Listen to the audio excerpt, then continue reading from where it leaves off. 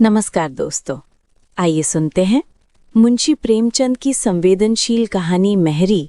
एक घर, एक रिश्ते और इंसानियत का सच्चा एहसास कराती है।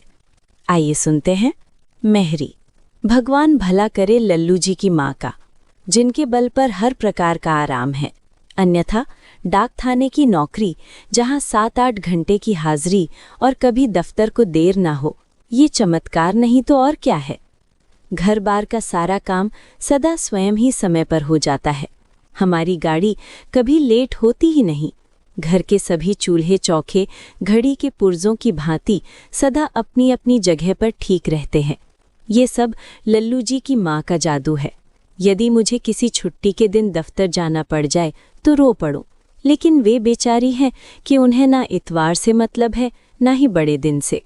काम है कि प्रतिदिन बढ़ता ही जाता है। मेरा घमंड वेतन के साथ साथ बढ़ता जाता है, लेकिन वे उफ तक नहीं करती। घर में प्रभु की कृपा से 4 बच्चे हैं। उनके ही काम से एक औरत को अवकाश मिलना कठिन है। फिर पता नहीं वे अन्य कामों के लिए किस प्रकार समय निकाल लेती हैं। मेरे व्यक्तिगत सुख के सभी काम वे स्वयं ही करती हैं। जाड़े में सुबह सुबह गर्म पानी मौजूद रहता है, हजामत का सामान अपनी जगह तैयार, पूजा के बर्तन साफ, पॉलिश किए हुए जूते, अर्थात कहीं से उंगली रखने का कोई अवसर नहीं मिलता। इस पर मज़ा ये कि इन बातों में कुछ खर्च नहीं होता। एक ज़माना था कि मुझे 20 रुपये मासिक मिलते थे। उस समय देसी जूते और साधारण से 4 खाने के कोट पर गुजर होती थी। अब परमात्मा की कृपा से 100 रुपये मासिक मिलते हैं, तो पॉलिशदार जूते और रेशमी कोट से कम नहीं चाहिए। वे बेचारी हैं कि जिस प्रकार पहले रहती थीं, उसी प्रकार आज भी गुजर करती हैं। केवल दूसरे साल एक गहना और कार्तिक के दिन त्रिवेणी स्नान, बस इसी में प्रसन्न हैं। इधर हम लोग हैं कि प्रत्येक वर्ष वेतन वृद्धि होती है, लेकिन धन्यवाद के स्थान पर सदा उलाहना ही मुंह पर रहता है। और हर समय पोस्टल एसोसिएशन की पुकार कि वार्षिक वेतन वृद्धि में बढ़ोतरी हो और दफ्तर के कार्य का समय कम रखा जाए और कोई भी अधिकारी आंख उठाकर न देख सके। मैं जो दाल चावल खाता हूँ वही वे भी खाती हैं। ईश्वर की देन है कि उन्हें संतोष रहता है और मुझे असंतोष और अधीरता। मैं पूरा का पूरा वेतन लल्लू जी की माँ के हाथ में ही दे देता हूँ और मुझे वो सुख सुविधा मिलती है जो 300 रुपये के अफसर को भी नसीब न हो। अतिथि भी प्रसन्न रहते हैं और सभी संबंधी भी संतुष्ट हैं। सच पूछिए तो जितना काम वे करती हैं वो 100 रुपये से अधिक का होता है। साहब लोग अपने बच्चों के लिए 120 रुपये मासिक पर आया रखते हैं, लेकिन उन्हें वो आराम और प्यार नसीब नहीं होता जो मेरे बच्चों को है। यदि मैं एक बावर्ची रखूं तो कम से कम 10 रुपये मासिक और भोजन देने पर भी इतना अच्छा खाना नहीं बना सकता। इस पर मज़ा ये कि सदा खर्च में किफ़ायत दृष्टि में रहती है। यदि मैं 15 रुपये मासिक पर अपने लिए एक बैरा रखूं तो भी वो इतनी देखभाल और रखरखाव नहीं कर सकेगा। फिर बच्चों के कपड़ों की सिलाई ही 15 रुपये मासिक की हो जाती, झाड़ू बर्तन की नौकरानी ही 15 रुपये मासिक ले जाती। अर्थात चाहे जो हिसाब लगाइए, यदि मेरा लगभग समस्त वेतन भी नौकरों को भेंट कर दिया जाए तो भी इतना आराम नसीब नहीं हो सकता जितना कि इस भाग्यवान के रहने से उपलब्ध है। इसे अंग्रेजी शिक्षा का प्रभाव समझिए या अखबार पढ़ने अथवा बड़े बड़े नेताओं के भाषणों का परिणाम। प्रायः मेरे मन में आता है कि अपने जीवन साथी से इतनी मेहनत कराना भारी अत्याचार है और वास्तव में एक औरत का इस सीमा तक काम करना अन्याय है।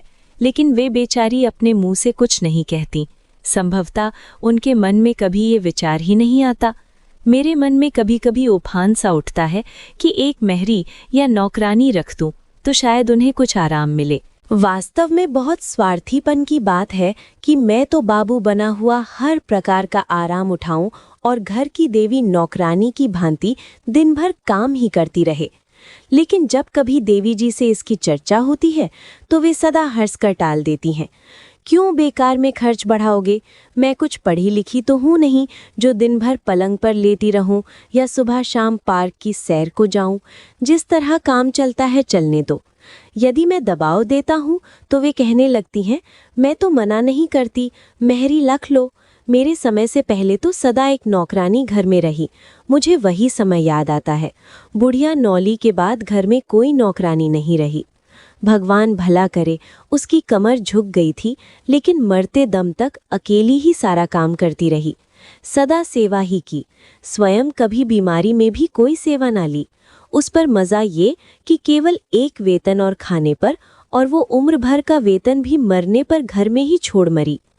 माँ से अधिक सेवा करने वाली, दुख दर्द बांटने वाली, अब ऐसे नौकर कहाँ मिलते हैं। क्या समय था। अत्यल्प वेतनों पर भी लोग संपन्न थे। इसके प्रतिकूल आजकल वो समय है कि आय और व्यय दोनों में वृद्धि है, उस पर भी हर समय असंतोष।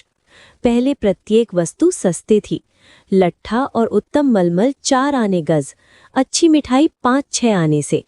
अब खर्च दोगुना हो गया है, मगर वो बात ढूंढे नहीं मिलती। भगवान करे वो समय एक बार तो पुनः आ जाए, चाहे थोड़े ही समय के लिए हो, लेकिन एक बार तो टके सिर भाजी और टके सिर खाजा बिक जाए। 4.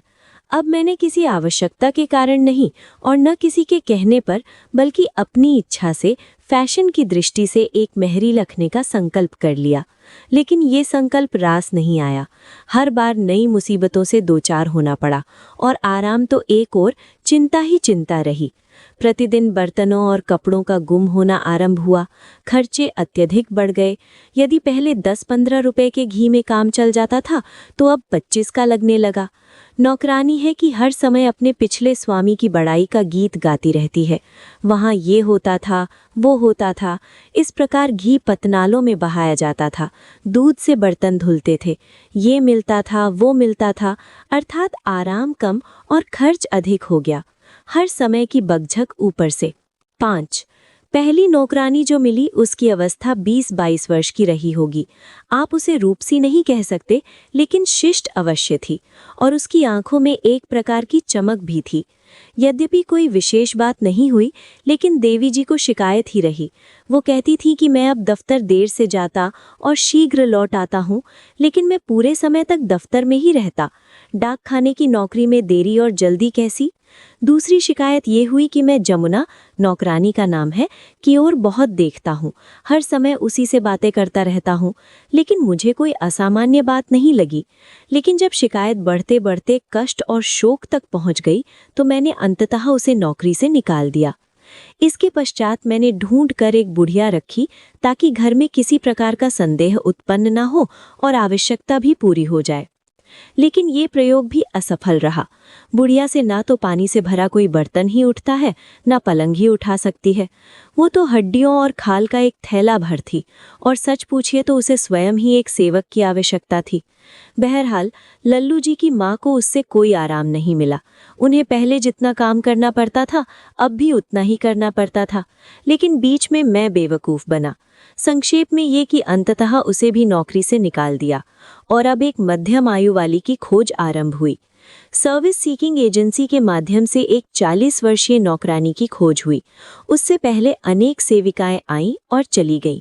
कोई काम का विवरण पूछती और काम बताया जाता, तो ये कहती हुई उल्टे पांव चली जाती कि काम तो 2 नौकरों का है और वेतन एक का भी नहीं।